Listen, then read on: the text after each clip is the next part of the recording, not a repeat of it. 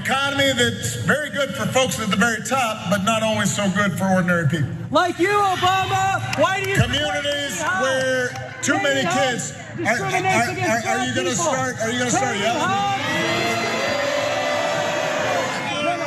You know, you have to be polite and civil. You have to be polite and civil. Obama keeps getting heckled as he travels across the country to attend rallies on behalf of Democratic candidates. In this particular case, he was in Arizona rallying on behalf of Senator Mark Kelly and Secretary of State Katie Hobbs, again in Arizona. Now, I think this is one example of the heckling where the person actually makes a point that you can follow along with, and there's even some truth to it. There were other examples that were laughable, including one heckler on October 30th who decided to blame Obama for pushing us closer to nuclear war because of what's currently going on between Russia and Ukraine. I mean, Obama's like not president right now, and also when Crimea was annexed by Russia, I gotta say, I think the Obama administration luckily showed important restraint. So that didn't make much sense.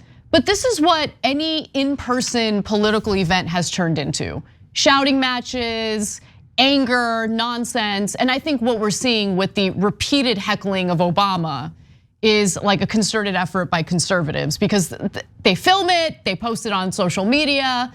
That guy, Benny Thompson or something like that. I noticed that he's been regularly tweeting this stuff out immediately. The video we showed you is from Turning Point USA. It's just, it's all a big game to them. It's hilarious. So look, when Democratic voters, but not even just Democrats, but just a lot of independents, et cetera, showed up in Republican town halls when they were looking to kill Obamacare when Trump first won, the Republicans were flummoxed by it. And they were like, what? They just didn't see it coming because they didn't realize that people actually use Obamacare, and if they don't have it, they're worried about their family and they're worried about their health, et cetera, right? And you know what the line of attack was against those protesters? They're like, oh, they must be fake. Now they didn't have any evidence of that at all. Like, but why did they assume that they were fake? Because that's what the right wing does every time. Okay, so when they were originally protesting Obamacare, when Obama was trying to pass it, the Koch brothers would send buses to pick up protesters, grassroots protesters, Tea Party guys, and then drive them over. They'd feed them, they'd give them food, they would hand them signs. It was all fake, it was all fake. Okay, this is even more fake because these are all staged, right? This is not even taking like grassroots dudes who are mad at banks and then redirecting them to be mad at healthcare, right? So in this case, every one of these guys is a total fraud. Most of them are these fake leftists and pretending that the Democrats are pro-war and the Republicans are peace-loving anti-war guys. So peace-loving. And the reason they're doing that is because in their stupid heads, and who knows, maybe it'll work with a tiny fraction of people, they think, oh, we'll convince the dumbest people in the Democratic Party that the Republicans are nice and don't want war and they love peace so much. And it's really Obama and AOC and Bernie that's the problem. They're the war hawks.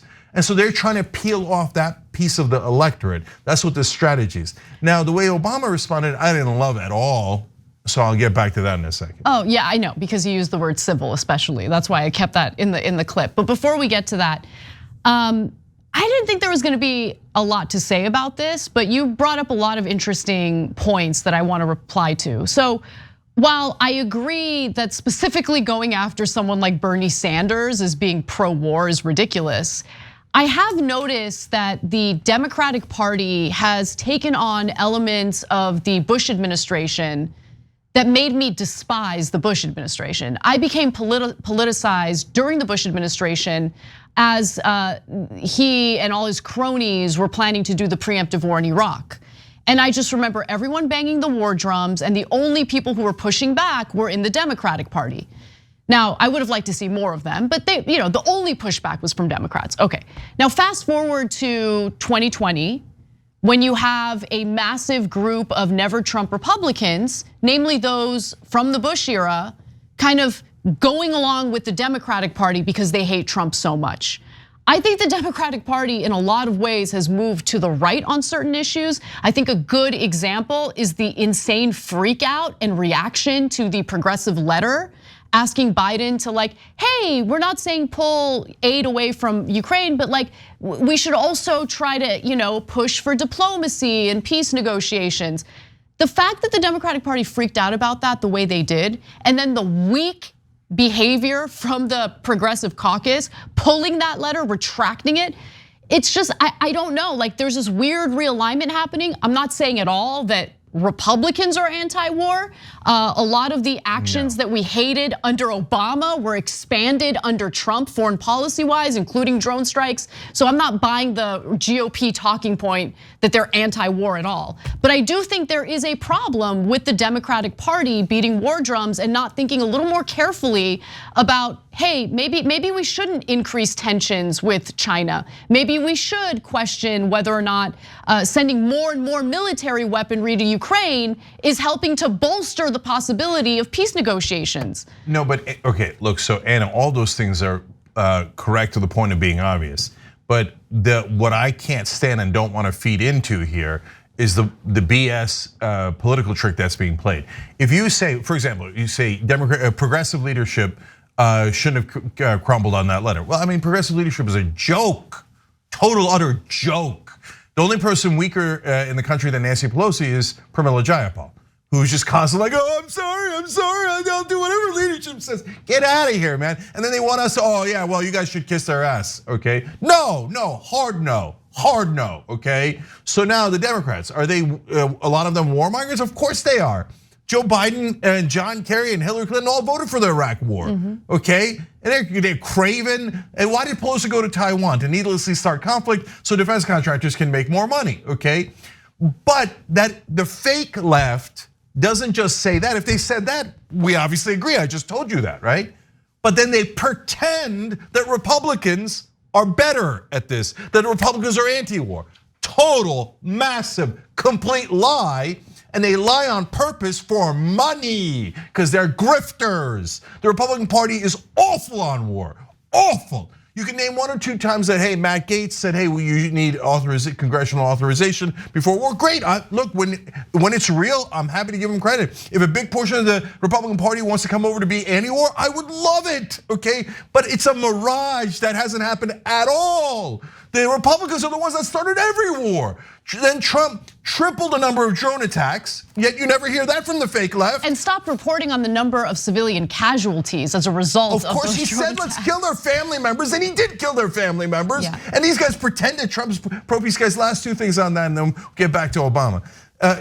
Trump tried to start 2 gigantic wars in the Middle East. By killing the top military leader in Iran, he was hoping that would start a conflict that actually swallowed up the entire Middle East in a gigantic war. And moving the embassy, the US embassy in Israel from Tel Aviv to Jerusalem was another attempt to start a war. Now, did Trump know that? He's an idiot. I don't know what he heard, what he believed, or who bribed him. Okay, well, I do know Sheldon Adelson is part of the people who bribed him to move the embassy. But the people who orchestrated that wanted a giant war in the Middle East so oil companies, defense contractors, and banks could make more money.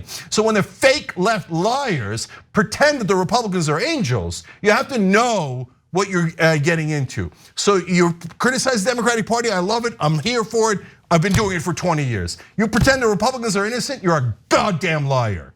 One other thing I want to just quickly mention about Trump's foreign policy. Remember, he was so obsessed with starting a war with Iran that after he tore up the Iran nuclear deal, he had ordered a missile strike against Iran, and luckily last second called it off. Think about what a disaster that would have been. I mean, he had already assassinated Qasem Soleimani, the top general in Iran. That alone could have sparked a full-out hot war with Iran. Luckily, it didn't. But yeah, I mean, everything that you're saying is absolutely correct. I want to get to Obama's be civil comment, because I knew that would set you off. Yeah, so look, the whole way that he handled it, and it goes on and on, is he keeps asking for a guy who's an purposeful agitator who's trying to ruin the rally to be civil and polite, as if he's talking to a normal person. Yep. Like, oh, it's a citizen showed up. And you know Obama loves Republicans. Obama's like, this is probably a holy, wonderful, saintly Republican. He's just forgetting to be civil. If I tell him to be civil, like when I was in charge, the Republicans were very civil. We would make all sorts of deals that help corporate America, and we both, we high-fived over it. We would say bipartisanship. The corporate media would kiss all of our asses. They declared me a saint. So I guess this is my beloved friend here, who's a Republican, who just got a little uncivil. No, you're not getting it. And the fact that you're not getting it is hurting the country. The Republicans are not good guys. They're not good guys. They're your goddamn opponents. If you're on the campaign trail and you're trying to help Democrats, you should make that clear. But Obama doesn't. I know, I'm the only one. Everyone else in media is like, Obama, he's on the campaign trail. It's gonna make such a big difference. Is it? Why? Have you heard anything that Obama has said that is resonating with voters, yes, that's sticking with voters? There is one thing. Really, I'm very curious what it is. I think you might have been out when we covered this story, but so he was giving a speech, I forget which state he was in specifically, but he was talking about how Republicans have this plan to gut Social Security, which is absolutely accurate. They're planning on holding the debt ceiling hostage after they take over the House to force Democrats and the Biden administration to agree to privatizing Social Security in return for lifting the debt ceiling. Yeah, so that one doesn't hurt his corporate friends, so he's willing to do that. But I'll take it. Yeah. I'll take it. And it was powerful. And by the way, the Biden administration turned around. I tweeted about this when I was out. Biden administration finally figured out, hey, we should attack on Social Security and Medicare, and they started running ads on that. And I said, good, yeah, that's positive, right? But again, it's super safe. And also remember that Obama is the one who wanted to cut Social Security. I'm keeping it real. Yep, he offered it to Mitch McConnell. He wanted to do the grand bargain, okay? And everybody in media reported that it's true, and then, but if I say it, they'll say, that's no. Obama's a saint. Obama's a saint. He would never do that. That's not true. He offered to cut Social Security. He would have done exactly what the Republicans are saying. And so do you get this sense, do we look pro-Democrat to you guys? No, we're fair and honest about the faults of both parties. But these guys that are interrupting the rallies are obvious frauds. And to my overall point about Obama, you have to say Democrats are good. It just is politics, forget policy. You're trying to win an election. In order for you to be helpful, you have to say Democrats are good guys and Republicans are bad guys, okay? He does it on Social Security, and good point, Anna. On everything else, my beloved Republican friends, they're so wonderful, wonderful, wonderful. I just happen to disagree with them on this. Meanwhile, the Republicans are ripping Democrats' face off. We're gonna see later in the show, they're running ads about Democrats are anti-white racists. Democrats are gonna come after your children, right? Meanwhile, Obama's playing patty cakes. Oh, please be civil, please be civil. Now, you don't get it, man. All these guys, him, Biden, every one of them, Pelosi, they all love Republicans, and they cannot get it through their thick head that the fascists are coming. The fascists are coming, they're within inches of power. But he's fine in his mansion in Nantucket or wherever, the Martha's Vineyard, wherever he is. Thanks for watching The Young Turks, really appreciate it. Another way to show support is through YouTube memberships. You'll get to interact with us more. There's live chat emojis, badges. You've got emojis of me, Anna, John, JR, so those are super fun. But you also get playback of our exclusive member-only shows and specials right after they air. So all of that, all you gotta do is click that join button right underneath the video. Thank you.